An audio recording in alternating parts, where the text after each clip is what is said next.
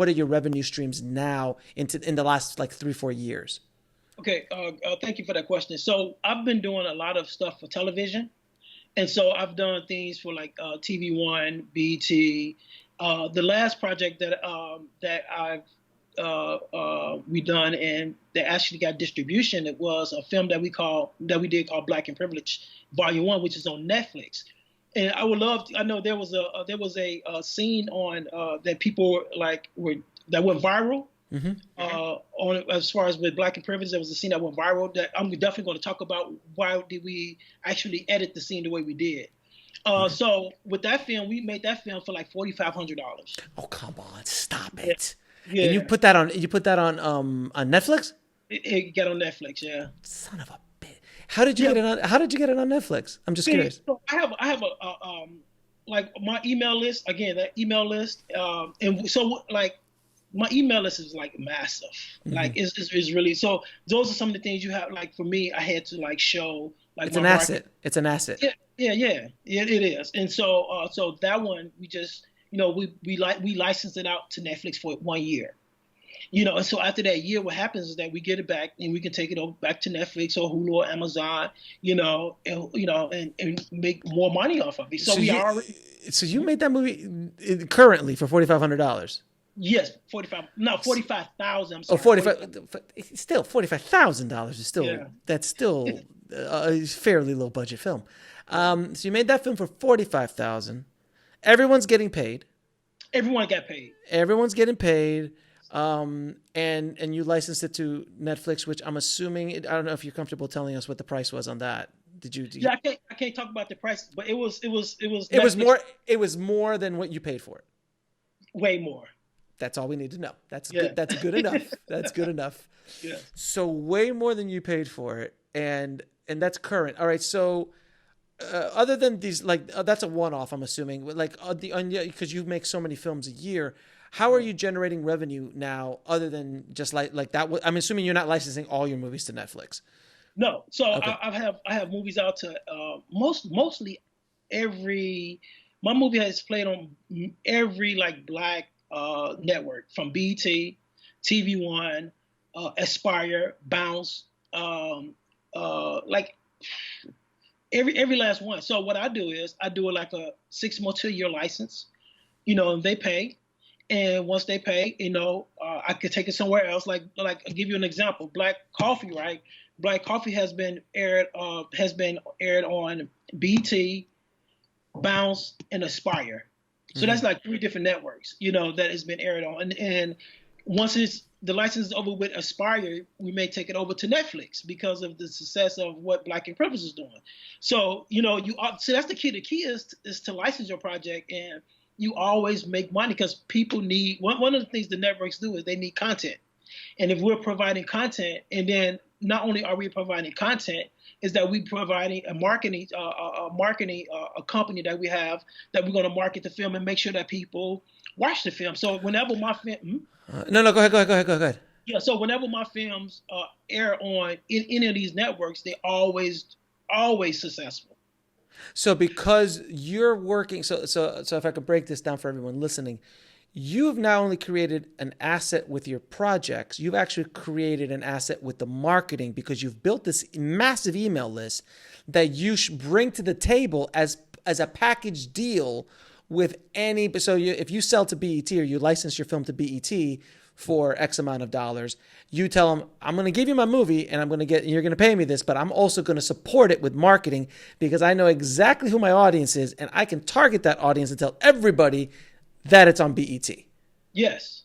And then BET is like, great. So that's what Netflix wants. And that's what everyone listening, that's what these streaming services want. All the streaming services want eyeballs. They want subscribers. They want action. And if you can provide them that, especially in a niche audience like the urban market, like you have, that's excellent. And the other thing is too, man, you've become kind of just like a leader in this space because you just been doing it so long.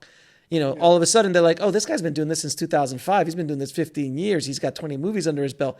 He must be doing something because he's making quality projects and they're being licensed. So regardless if you know what you're doing or not, they're just like, he must know something about this market. Is that a fair statement? Yeah, yes. Yes, we've been blessed. We've been blessed. And also, I mean, I have a great team, Yeah. a great team of people that I work with, and we make them and put them out. How many do you do a year? I try to do 2 movies a year. Just two? Yeah, yeah, just two. Come Yeah. on. So so the objective is the objective is and what we're working on is like when I look at like when it comes to like a filmmaker, like I love Martin Scorsese. He's the god of it. You know what I'm saying? Sure. But when I look at like my inspiration, I look at Tyler Perry as far as like, okay, this is what I want to do.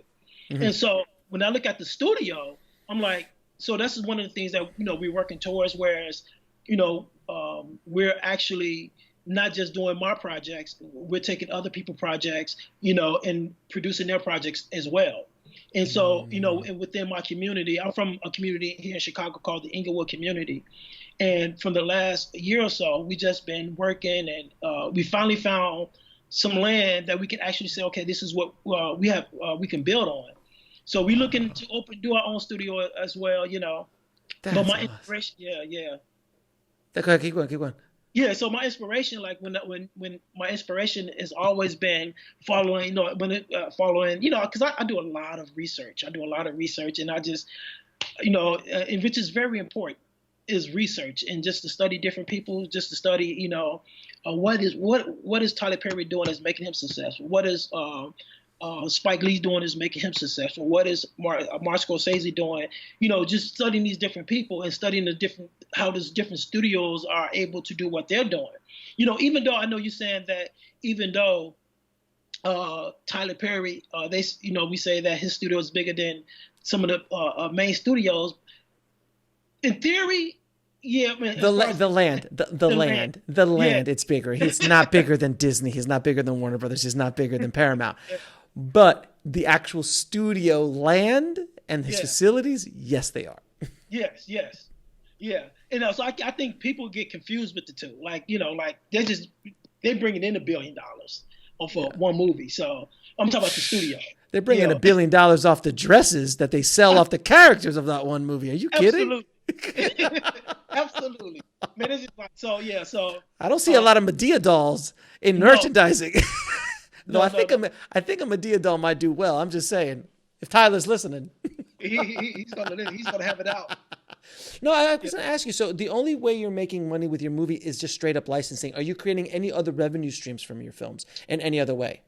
No, I'm not. So here's some of the things that we are planning on doing, or not planning on. We have in the works is that one of the things we're going to open a cafe. And we're going to open the cafe.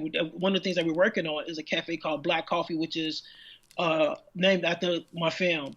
Mm-hmm. And within this cafe, it's going to be tailored to sell the merchandise from my different films, whether it's T-shirts, hats, coffee mugs.